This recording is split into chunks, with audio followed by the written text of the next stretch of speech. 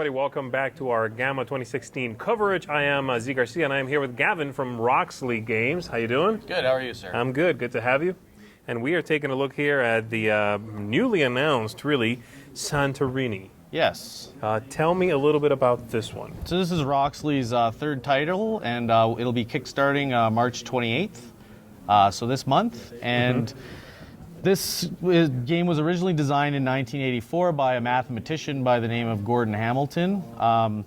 Over 30 years that's passed, he's refined and polished the game and actually added variable player powers. So It's one of the only abstract games in existence that features variable player powers, if not the only one. I've never heard of one, but every time you say something's unique, he points out that it's not unique. So, well, it's an abstract game that you guys, in your reprint, have gone ahead and sort of added a theme to it. Yes. Because this game originally was really just a very abstract look to it, whereas now, clearly we can see here, these are buildings, and we have the roofs and the people. Totally, and we've always, like, the game, if anybody out there has played the original Santorini, the gameplay is very thematic feeling. So, we aren't just trying to skin this game for the sake of marketing. We've actually felt that this game is very thematic, so we wanted to expand on that theme. Cool, very nice. Through aesthetics. So tell us a little bit about how the game works. So the game can be explained in about 30 seconds. Cool, let's do it. So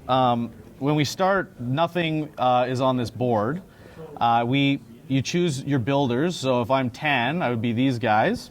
Okay. And your turn consists of two parts. The first part is you move. So you can move to any adjacent space. So I could move here or here. You can't move into an occupied space. Okay. And you can move, say this was like this, you can actually step up one level. A maximum of one level. Okay. You can also step down any number of levels. Okay. So you can step up one level or step down any number of levels. After you move, you can then build. So you can build regardless of height. So I could build up here, for example. So to win the game, all you have to do is get to the third level. Sounds simple, but you can actually stop your opponent from winning by, if it was my turn and I saw you're about to win there, I can move here, and then I can build a dome. So that removes that space from play. Gotcha. And stops you from winning. And so the board starts to get more and more claustrophobic.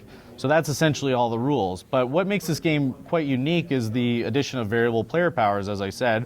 So, for example, Aphrodite. Let's see if I'm in the shot here. You can get some of those there. There you go. Yep. So Aphrodite, she's the goddess of love. So if you start your turn, so if I'm here, if you start your turn adjacent to me, next to me, you have to also end your turn adjacent to me. You are in love with me. You can't leave me. Gotcha. And let me see. Where's another easy one to explain? So Artemis can move twice. So she's the goddess of the hunt. She can move twice before building. Okay. So you pick one of these at the beginning. You get a random one. How does that work? You can do whatever you want. You can do whatever you want. We will include what we feel is the best rules for that. We're still kind of debating. Sure. Because we want to strike a balance between simplicity, because this game is very much playable by children. Like, children 5 years old can play this game quite well. Yeah. And you do keep one, though, for the entirety of the game. Yes. And how long is the game persistent play on this? You can win very quickly if your opponent makes a mistake, but the maximum play length would be about 15 to 20 minutes. Cool. Yeah. So the variable player powers change the game so fundamentally that it almost feels like you're playing a different game with each matchup. And depending on how the Kickstarter goes, Dr. Hamilton has designed over 40 of these gods that fundamentally change the game rules. So depending on how the Kickstarter goes, there could be up to 1,000 different matchups. Yeah. Gotcha. So the artwork here, which is also a very striking part of the game, this is the artwork that will be on the final product, and I see artwork here on the board as well as this. This is the cliff pedestal.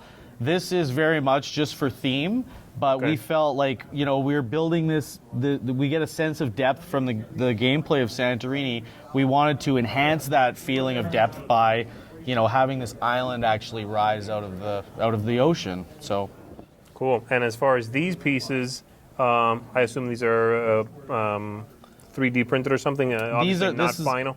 Yeah, these are not final. Okay. They are final in terms of how they the form is final, but it won't necessarily be the same sheen on the plastic or the same weight or whatever. Gotcha. Remind us again when this is coming to Kickstarter. This is coming to Kickstarter March 28th, and it's coming to retail hopefully by November this year, October, November. Cool. Anything else you want to tell us about this, about your other games, expansions, news? Yeah, we have later this year we have a game called Sales to Steam, which Matt Tolman's been working on for a few years, and he's just making the final sort of polishing on that, which is a pretty heavy Euro game. And then also, of course, we have Brass, which is Martin Wallace's masterpiece, which we'll be rebooting and redoing all the artwork, and we'll be including an whole extra board with new mechanics and a new industry type beer, which is awesome. Cool. So we're very excited. Close with him to sort of. Yeah, we're helping develop it, and we're very excited by this opportunity, and we're gonna do as best a job we can for everybody. Awesome, excellent, great talking All to right, you. thank you very much. Thanks so much for showing up and talking to us, and thank you folks for tuning in. We'll see you.